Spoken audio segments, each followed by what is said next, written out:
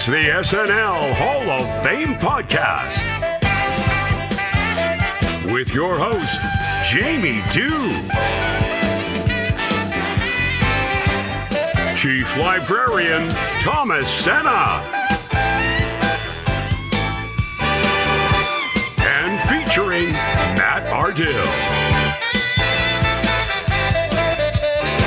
And now, curator of the hall, Jamie Dew. Hey, thanks so much, Doug Danetz. It's great to be here with you all. We've got a great show for you, so wipe those feet and get inside, because this is the SNL Hall of Fame podcast, a weekly affair where each week we take a deep dive into the career of a former cast member, host, musical guest, or writer and add them to the ballot for your consideration. Once the nominees have been announced, we turn to you, the listener, to vote for the most deserving and help determine who will be enshrined for perpetuity in the hall.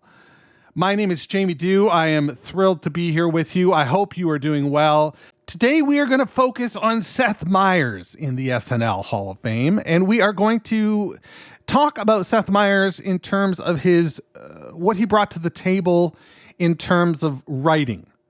He was a head writer on the show.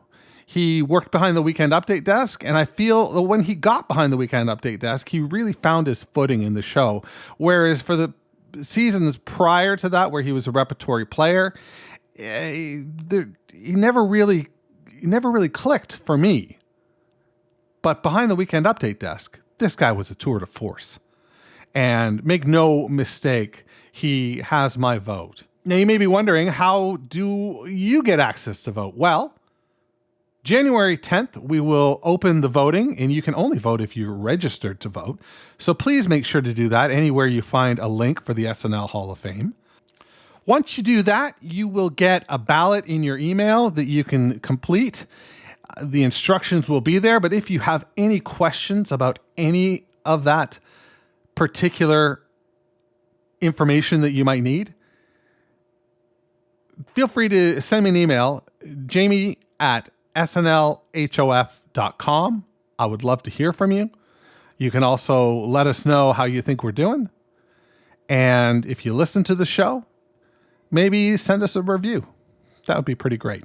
So today in Matt's Minutia Minute, we are talking about Seth Meyers. Talk to me a little bit about Seth Meyers. What have you got for us? Yeah, I am actually super excited. He is one of my favorite writers. I love his body of work. Amazing guy, funny. He is 5'11", born December 28th, 1973. His first episode was season 27, September 19th, 2001. So that must have been a challenge for coming in as your first episode. But yeah, that was the year with Dratch, Jimmy Fallon, Will Ferrell, Tina Fey, Anna Gasteyer. So it was a great year. He was also starting with Amy Poehler, who he auditioned with, Maya Rudolph, Horatio Sands, and Dean Edwards, and Jeff Richard. His last season, February 1st, 2014, was again the modern golden era cast with like Adie Bryant, Kate McKinnon, Bobby Moynihan. So terrific cast there. He's done 13 seasons. He hosted October 13th, 2018. Until 2021, he was actually the longest running host the Weekend Update desk. He beat out Tina, but in 2021, Colin squeaked by him. He actually auditioned to do the desk in 2004, but lost out to Amy Poehler before they teamed up in 2006. He's currently the third longest running cast member after Daryl Hammond and, of course, Kenan Thompson. He did a cameo on the late night Weekend Update Summer Edition, and is game for silly things. Like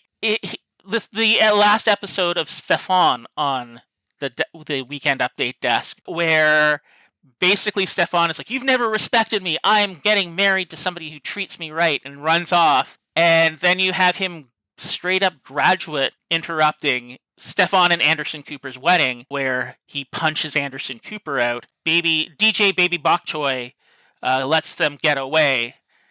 It is absolutely freaking insane. I need to rewatch it. It is hilarious. It is genuinely hilarious. But I think something that really is illustrated in that sketch. There's a slightly hot mic as it's cutting away. Bill Hader says to him, I really love you, man, as he's hugging him. And I think that speaks to the respect that Seth gives his writers and the performers that he works with, because you'll also see that in things like on his current show, The Late Show, where he's consistently elevating other voices like Michelle Wolf and Amber Ruffin and Jenny Hagel. Like, Amber has her own show now. Like, he gave up one of his nights to let her have her own show because she's so freaking funny. And honestly, it's one of the best late night shows on TV, Amber Ruffin's show. So, I mean, he's respectful of the talent that he works with. He's been a lead writer. He started as story editor in 2004. He graduated up to being head writer, and like from 2006 until when he left. And it's just, some of the best comedy came out of that. The best Weekend Update desks were during his period in my mind. And he's just an amazing, funny guy. He's brought comedy around the world. He was a member of the Chicago Improv Company in Amsterdam, Boom Chicago, which, has people like Jordan Peele, Amber Ruffin, Ike Barinholtz, and his brother Josh, who are all members, doing improv, American-style improv in Amsterdam, which I think also gives him some of his gameness, because he's played to audiences who are not familiar. He's been willing to do silly things, and I think amazing writer and funny guy. Yeah, I agree. Thanks so much, Matt. Let's throw it now to our friend Thomas and join his conversation with Sammy K, who is nominating Seth Meyers today in the Hall. Thomas?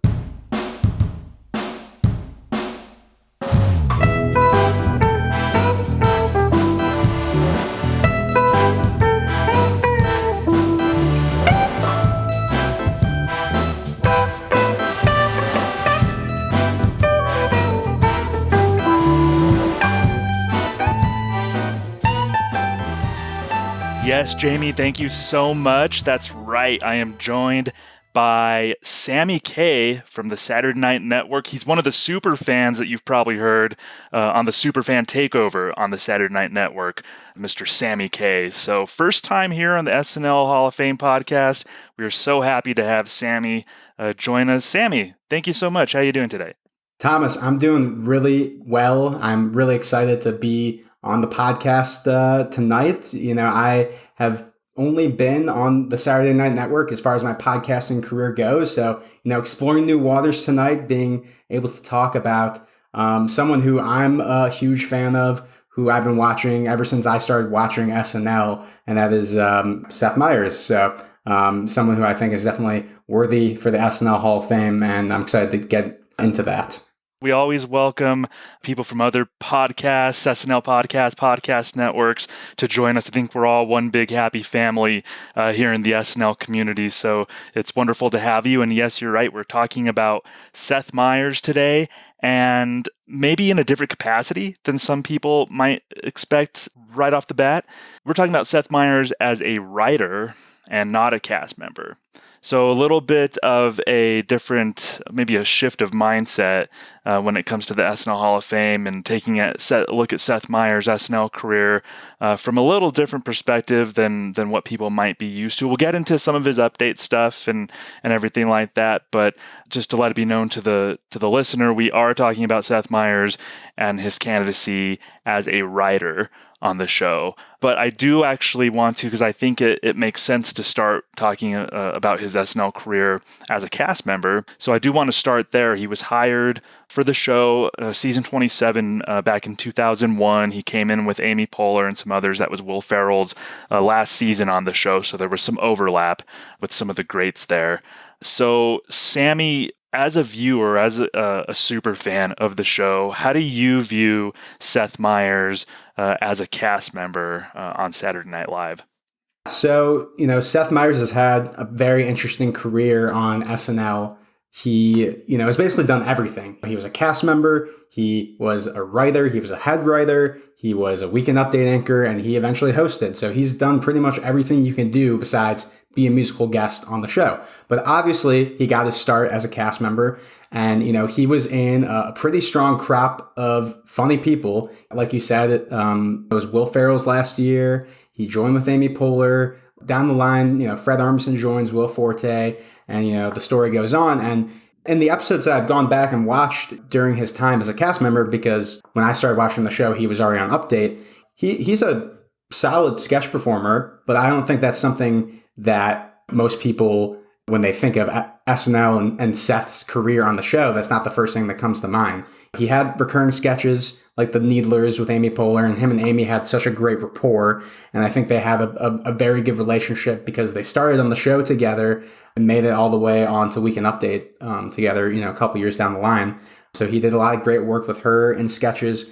He had a lot of spotlight during the 2004 presidential election where he played John Kerry. And, John Kerry's not the easiest person to imitate. He certainly looks like him, but, I think he does a solid job. So as far as a sketch performer goes, I don't think he would say that he is one of the greatest sketch comedians of all time to have graced Studio 8H, but that doesn't mean he isn't worthy for, all the praise we're going to be giving him today.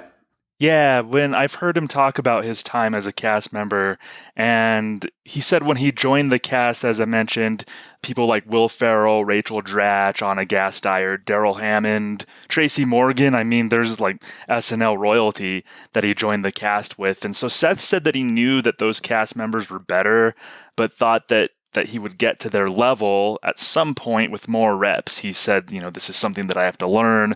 I might not be as good as Will Ferrell, but I'll be in that realm just with more experience. So then he said, when Bill Hader, Sudeikis, Andy Samberg, Fred Armisen, Will Forte, that whole crop of cast members joined, Seth was he said that he, quote, had a crisis of confidence when he saw them perform.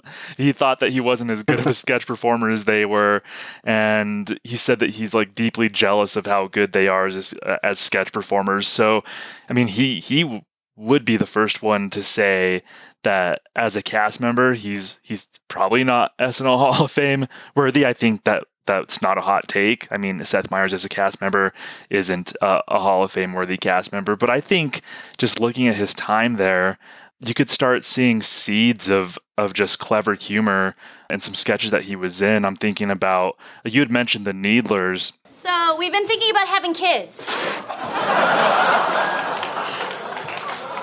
Nice pick on the wine, Sally. Yeah, well, maybe next time, Dan, don't honk the horn every 30 seconds while I'm in the store. All right, I'll go get another bottle. Ow! What? You stepped on my foot! Oh, then maybe we should call an ambulance, because that's what a noise a person makes when they break every bone in their foot. You're embarrassing Oh, yourself. I'm embarrassing myself? Yes! Can I talk to you in the kitchen, please? Absolutely! I mean, I don't get it. They obviously hate each other. They've been like this since their wedding. They were like this when they were dating. We were there the night they met. It did not go well. Oh my God, Jack, do something. They're gonna break our dishes. Okay.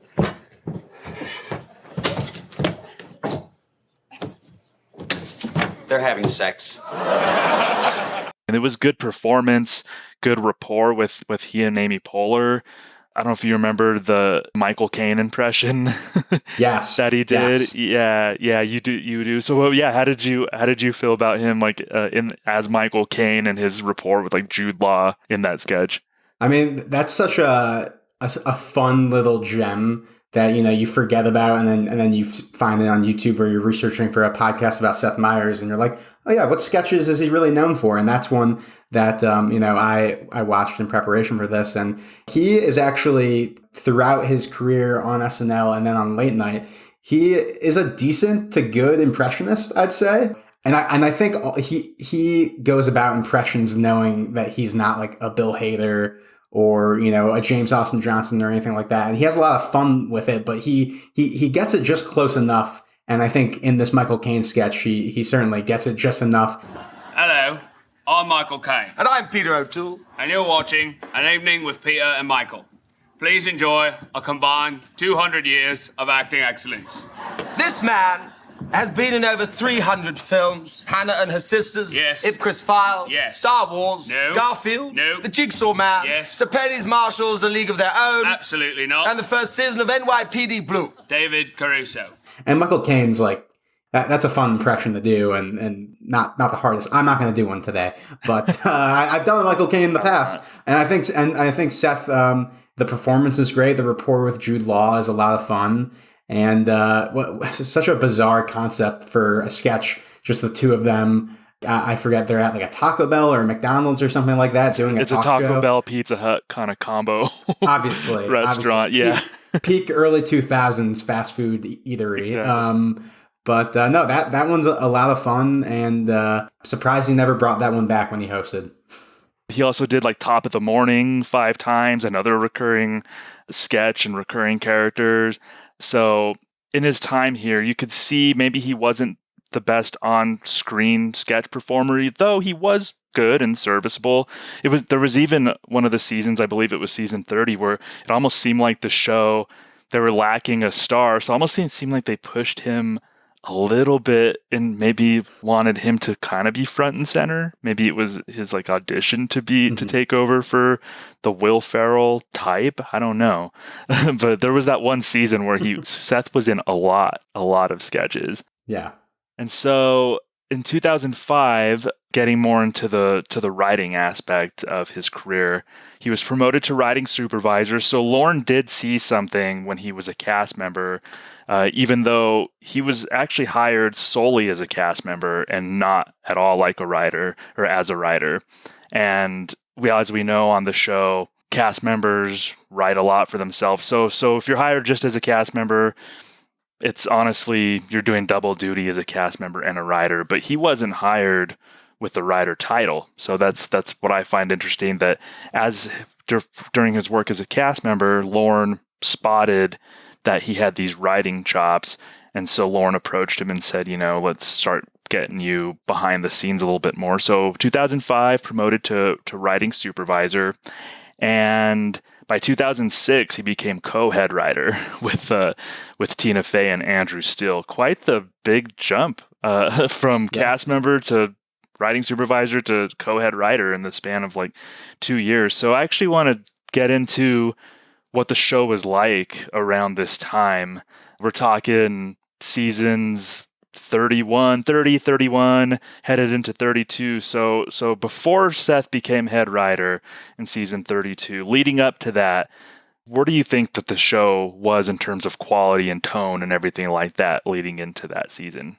Well, I think the show at that point was kind of in between two big eras. You're in between the Will Ferrell and the Molly Shannon era of the show, and obviously later on when Seth becomes head writer, you have the Bill Haders and Jason Sudeikis, and that's not to say that there wasn't great talent on the show at the time. Obviously Jimmy Fallon was on for a majority of that kind of run there in the early 2000s. Tina Fey and Amy were on Update once Jimmy leaves. But, as far as the tone of the show, they had to deal with everything that was going on around that time, politically, obviously, specifically with Seth. I mean, I know Seth and Amy's first show was fall 2001, which is when 9/11 happened. So everything with the Bush administration and losing Will Ferrell at the time and not having him for the Bush administration, I think there was a time where the show kind of lost its footing.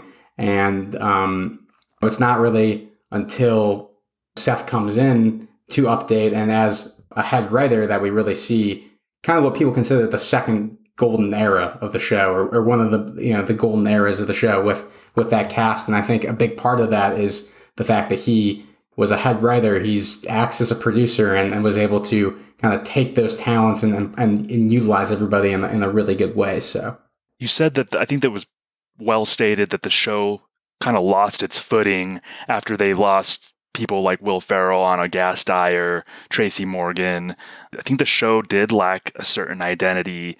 And it was also, I don't know how old you were in 2004, 2005. I'm dating myself. Yeah. I was in my early 20s back then, so I was well aware of pop culture. It was a really weird time in pop culture. Yeah. Yeah. Super weird. It was just a lot of disposable things were happening in pop culture. It was a time, even in comedy, where a lot of the like edgelord type of humor was really popular around 2004. A lot of mean-spirited kind of humor without a punchline. It was mean-spirited, but without a punchline. It was just, it's hard to place, but just I felt at the time that was a very weird time in pop culture and in the world. It was like post 9/11. There was a war going on. It was just very bizarre time just in pop culture and in the world. So I think SNL did not benefit from that. The show almost followed suit in a lot of ways, and they were searching for cast members who could really grab the reins of the show. Absolutely. So season 32 is when Seth Meyers takes control as head writer at SNL. And one of the things about Seth that I've heard him say, and something Lauren spotted, and see if you agree with this, and if it came across to you as the viewer. And Lauren said that Seth wrote really well for a lot of different voices. And I think that served him well as head writer, but knowing the cast around that time when Seth took over, I mean, how do you feel that maybe the overall writing with Seth's leadership, how do you think those cast members and those voices were written for and served starting in season 2 around that time, or 32 around that time?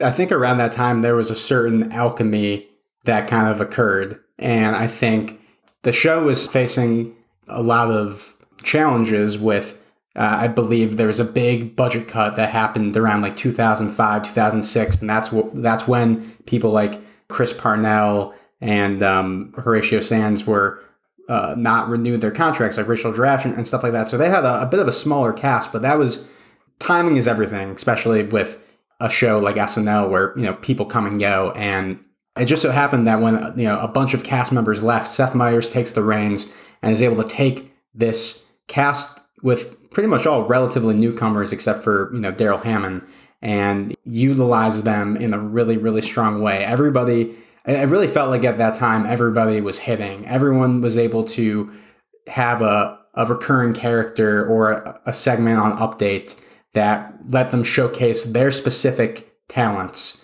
and their voice. And I think that's something that a lot of people have spoken about Seth at the time, and something that Lauren saw in Seth is that he did a really good job as a head writer. The job is to take the assets you have in front of them and kind of use what they gave to Lauren and the producers in their audition. I think there's a specific quote I had written down here. Certain people are going to write a certain way, and as the head writer, you try to point them to what the show could use a little bit more of, or how to make their stuff a little bit more show-friendly. And I think that's something that Seth absolutely did with his cast. At that time, people like Andy Samberg giving him that kind of spotlight for the SNL digital shorts. Who knows if that is something that could have come about without someone like Seth in the head writer's chair. People like Kristen Wiig and Bill Hader. And, Lauren wants everyone to stay unique in the way that they were during their auditions. And I feel like Seth was really able to utilize that during his time as the head writer to make sure everyone's voice was representative of the type of comedy they were hired for. Yeah, so on that cast in season 32, we're talking about Fred Armisen, who I think he's a chameleon in a lot of ways. He could play it really weird, really straight, big characters. I think that was brought out in him. Will Forte, who's known for weird type of humor, which I love. Will Forte is one of my personal favorite cast members in the show's history. His humor was able to shine. You mentioned Bill Hader. Daryl Hammond was the vet. He brought the best out in Amy Poehler, Maya Rudolph. Look at these names. Andy Samberg, Jason Sudeikis, Kenan Thompson, which is I find hilarious that he's still on the cast. Obviously, it was his 4th season. He had more tenure than maybe half the cast around that time in 2006. And Kristen Wiig. So just a who's who of cast members. And in some ways, maybe Seth was fortunate to have that kind of cast on the show when he was head writer, but I think it takes a lot of great leadership to bring stuff out in that cast. So I do want to get into his time on Weekend Update as well, because I feel like it's a performing role, but it's also a writing gig to me in a lot of ways. To me, Weekend Update is very much a writing gig.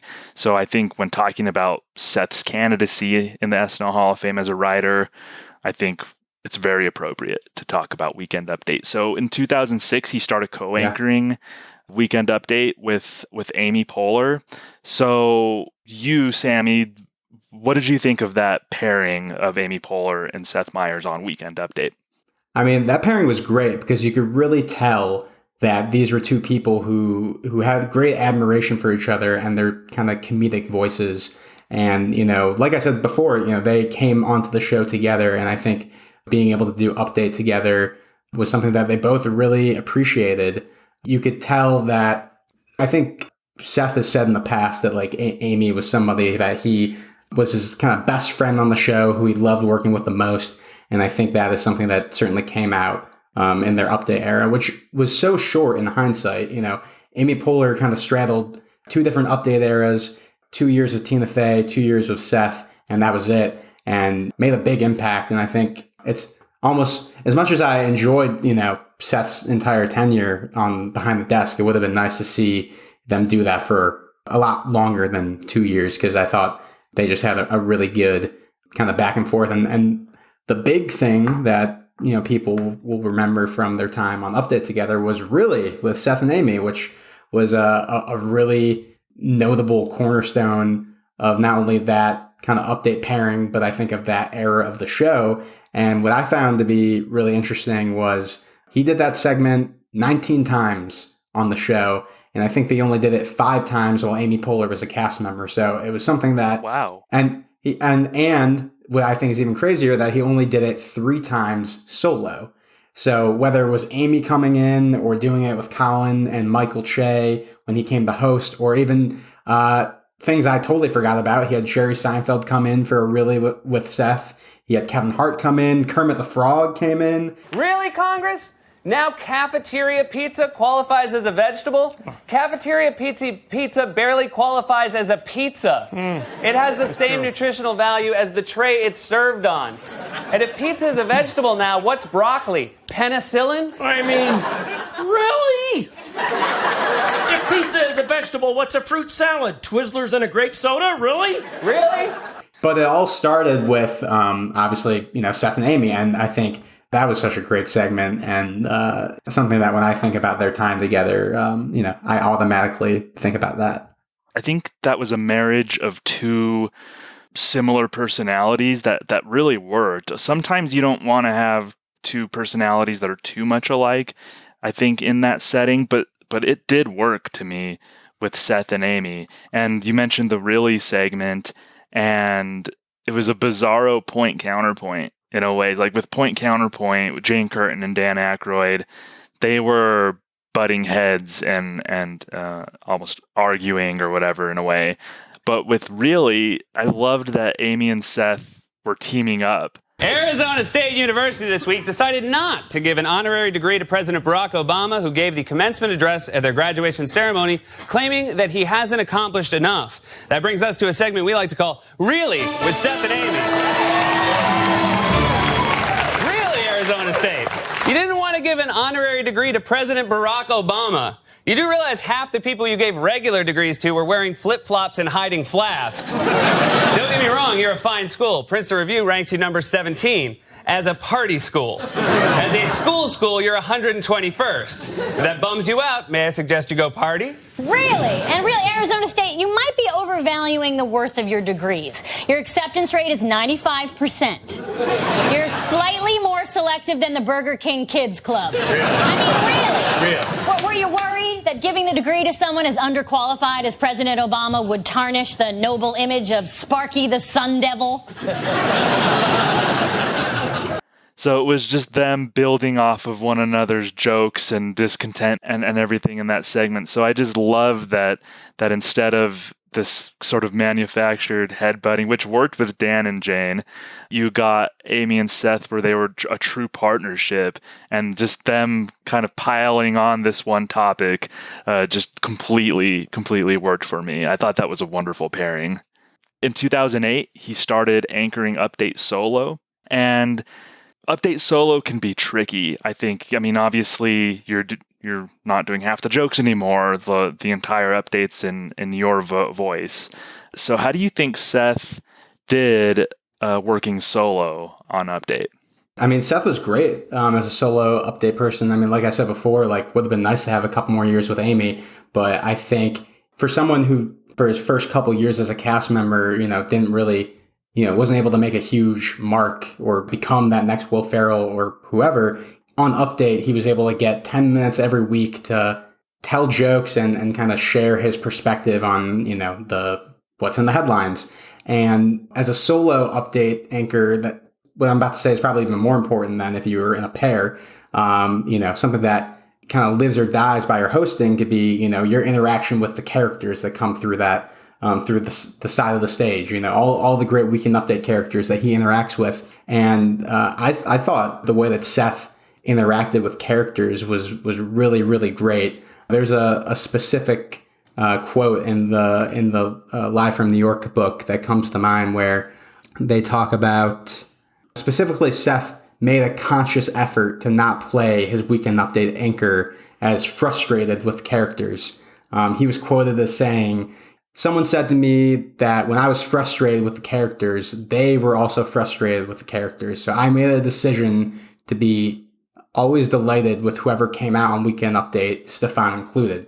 So every time Kristen Wiig comes in, or Bill Hader as Stefan, or Bobby Moynihan as Drunk Uncle, Seth brought this demeanor that was not annoyed like a lot of different Weekend Update anchors had been in the past with the characters that would come in. He really wanted them to succeed, and I think that made for an even better comedic back and forth.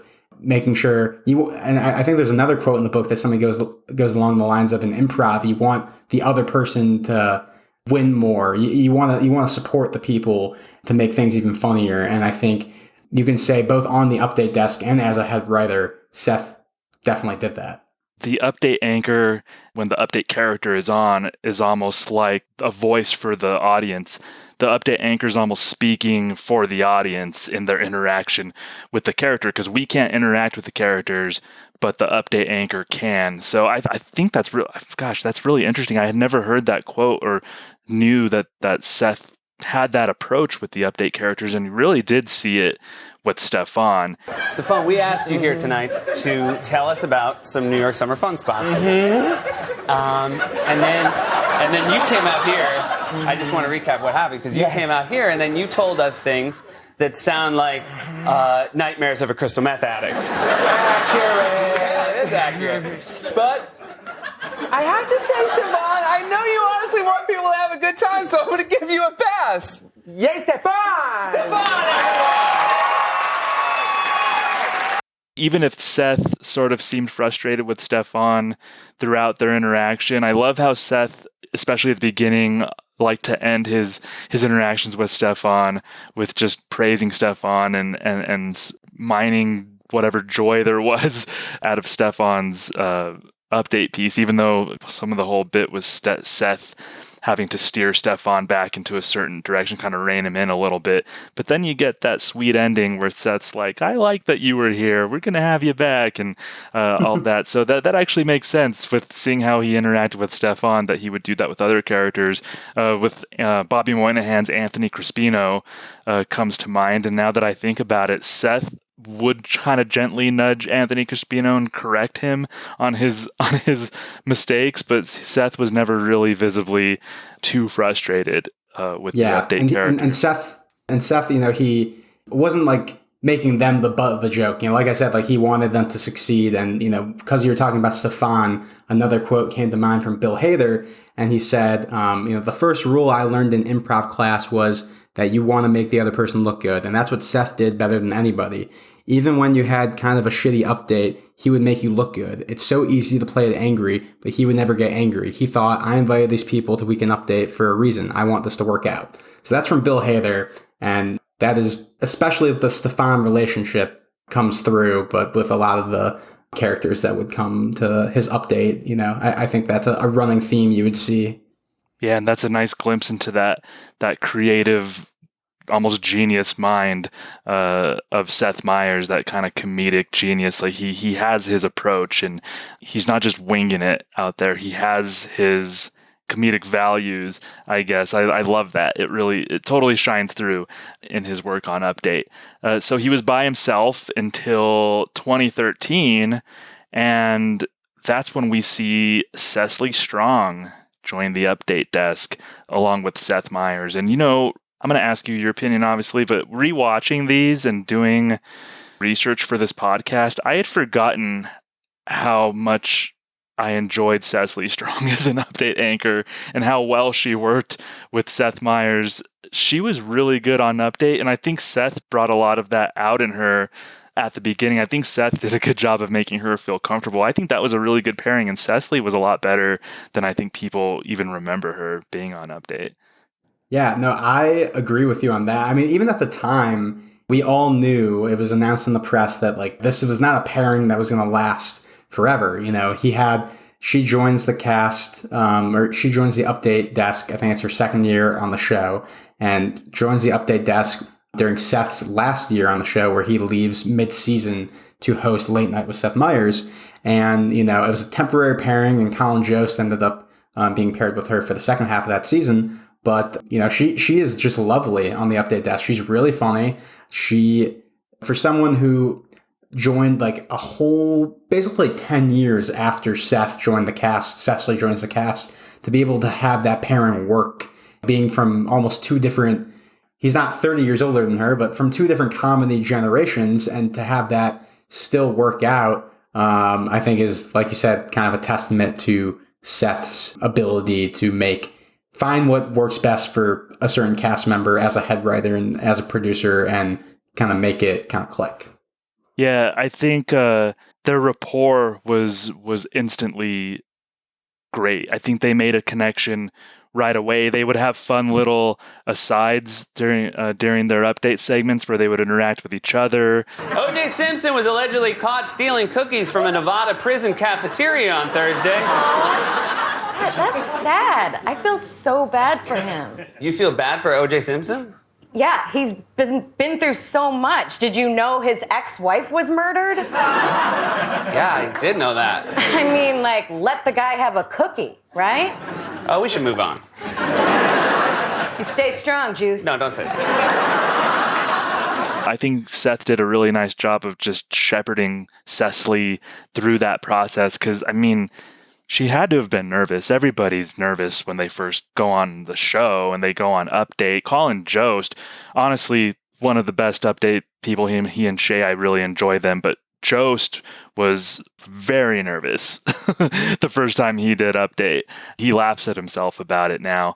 But Cecily, she didn't show nerves too much. And I think that's because she had Seth Meyers sitting next to her, helping her along and giving her that confidence. And that speaks a lot, I think, to Seth and the type of voice and the type of mentor that he must have been for a lot of cast members, especially toward the end of his SNL tenure. Going back a little bit to his writing, have you seen the James Franco SNL documentary? Yes, I have. Scenes? Yeah, so I think that gives such a great glimpse into the behind the scenes process. Obviously, it's a behind the scenes documentary, but I think I was super impressed by Seth and what they showed of him throughout that documentary. I mean, what did you take away from watching that documentary as far as Seth and how he worked with other people on the show? Well, to be honest, it's been a while since I've watched it, but from what I remember and from other quotes that I've read in preparation for this, it's cliche, but he has said, I had an open door policy. You let it be known to the cast that your door is always open. And that is something that created a really comfortable environment, it seemed like. There were headlines a couple of years ago after Taron Killam had left SNL, where he specifically calls out Seth Meyers as the point in which him leaving changed the show. He said, when Seth Meyers left the show, the dynamic changed quite a bit. he was the last person there who I witnessed really collaborate with Lorne as opposed to kind of do what Lorne says. And he literally said that SNL was a less happy place to work, and it was more competitive when Seth was gone. So you can probably speak on more to specifics of the documentary, but I'm sure that came across there as well as being able to take this cast and figure out how do we get them represented on the show and utilize their talents to the best as possible. Something that also comes to mind with his career as a head writer is his talk of kind of balancing his duties on Weekend Update and being a head writer. He basically said that he spent, a lot less time on Update than on other things than you would think. Like he would check in with the Update writers on Friday to see, kind of what kind of good shape they were in. But 80 to 85% of the work he did on the show was as a head writer, as acting as a producer. And that he said that being on Update was basically like his reward, that he was able to, be in front of people for 10 minutes every week and tell jokes. And that was the reward he got for shepherding all these people and, making sure the show turned out as good as it did during those years.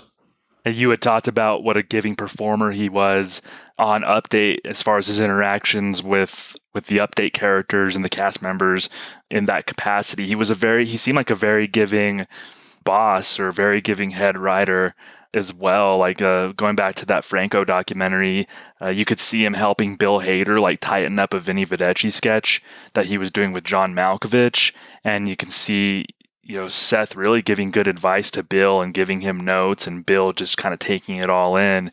He was workshopping punchlines with Kenan Thompson for an Update appearance. Kenan went on Update during that episode as Plaxico Burress, and you could see them hashing out punchlines, and Seth came up with a punchline.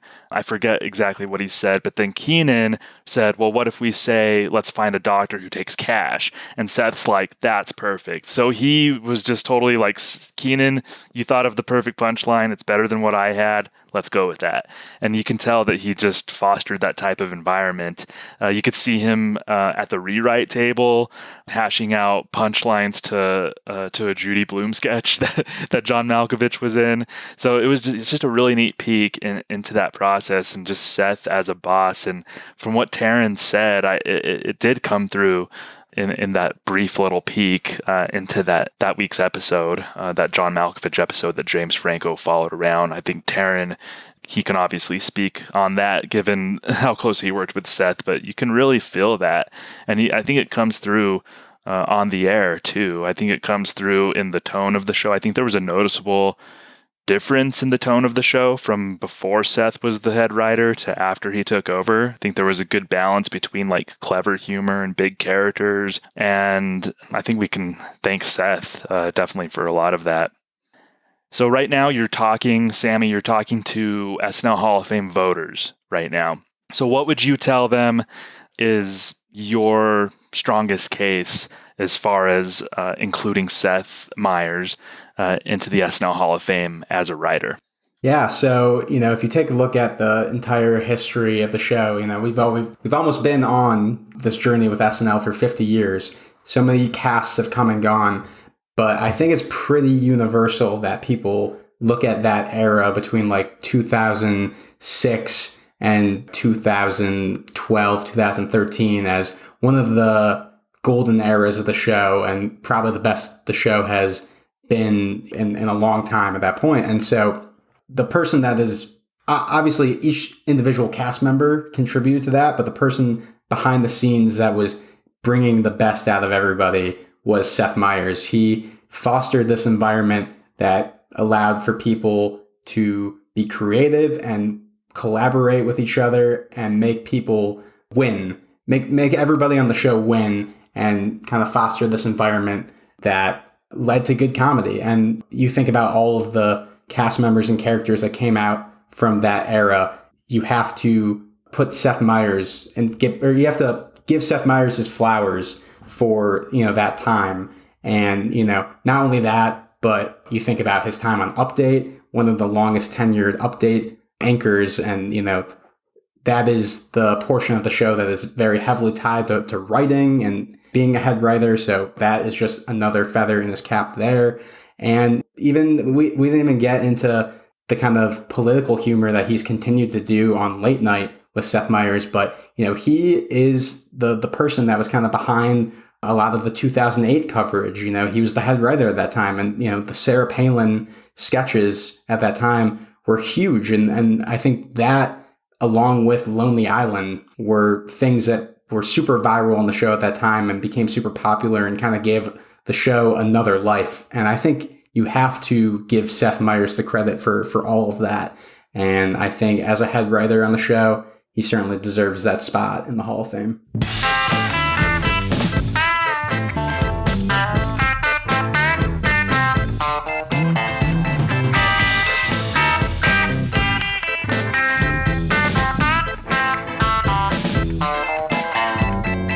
All right. Thank you so much, Thomas Sena and Sammy K. That was a lovely bit of discussion there between the two of you. I learned a lot, and I think you've really helped me solidify my stance and help me, sort of cement where I'm at with Seth Meyers. Because if I look at my ballot, there's 31 names on it. I've got to choose up to 15. I'm going to choose the whole 15. I'm going to tell you right now. I'm going to use all 15 votes. And you give me 15, I'm going to use 15, especially when there's 31 names on the ballot. I've got about 5 or 6 locks. And then there's probably 7 that are like I'm unsure of. They deserve it, but I'm not 100% sure. So this really did a good thing for me in terms of helping me discover exactly why I should vote for Seth Meyers. So thank you very much. Let's listen to the submission of sketch that Sammy and Thomas have given us. In this case, it makes more sense to look at the body of work behind the update desk. And so what Thomas has done is curated an update segment that you can all enjoy right now and further understand the mind of Seth Meyers. Weekend Update with Seth Meyers. I'm Seth Meyers, and here are tonight's top stories. German sex educators plan to launch a spray-on condom. It's expected to sell much better than last year's iron-on condom. O.J. Simpson's trial for kidnapping, armed robbery, and assault with a deadly weapon started Monday. Man, you've lived a crazy life when a trial for kidnapping, armed robbery, and assault isn't your most interesting trial. A recent survey of 25 European countries revealed that Frenchmen have the longest penises with an average length of 15.48 centimeters. Luckily, that does not make me feel bad because I do not understand the metric system. Tony Danza has begun work on a new A&E series in which he will spend a year teaching 10th grade English at a New York City school. The network is already preparing a spin-off series in which a group of students repeat 10th grade English. Police in a small town in Texas spent 30 minutes recently chasing a loose goat. There's no video of the incident, but we did get a hold of an audio tape.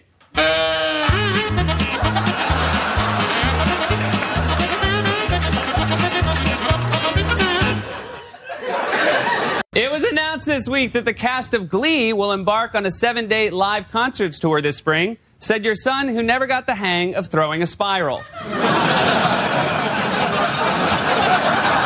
Blockbuster Video on Thursday filed for bankruptcy protection. Well, Blockbuster, seems our 8-year tug of war over Tango and Cash has reached its conclusion. High Times Magazine this week named Seth Rogen its Stoner of the Year for the second time, or as Rogen thinks of it, the first time. A new study suggests that tiny fish used in a trendy new type of pedicure in which they feed on the dead skin on people's feet contain a type of antibiotic-resistant bacteria that spreads infections. Though on the bright side, that would kill all the right people.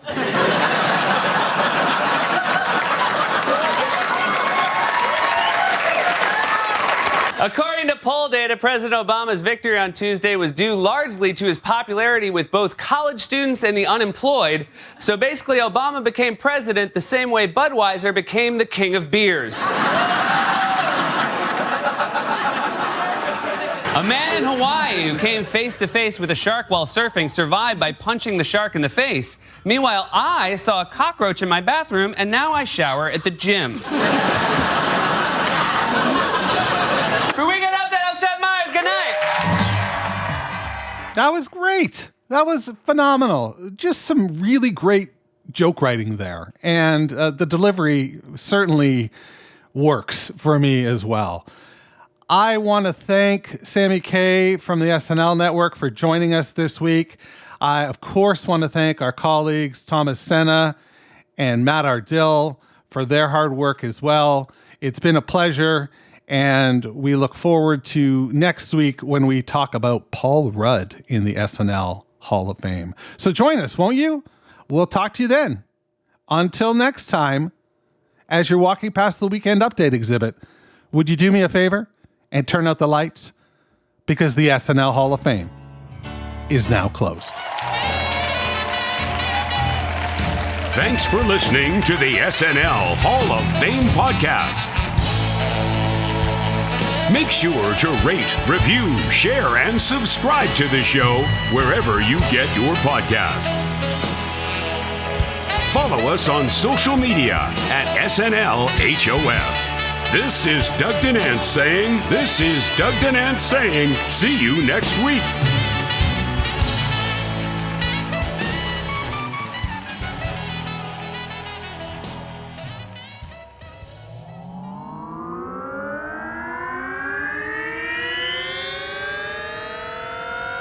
To podcasts and such.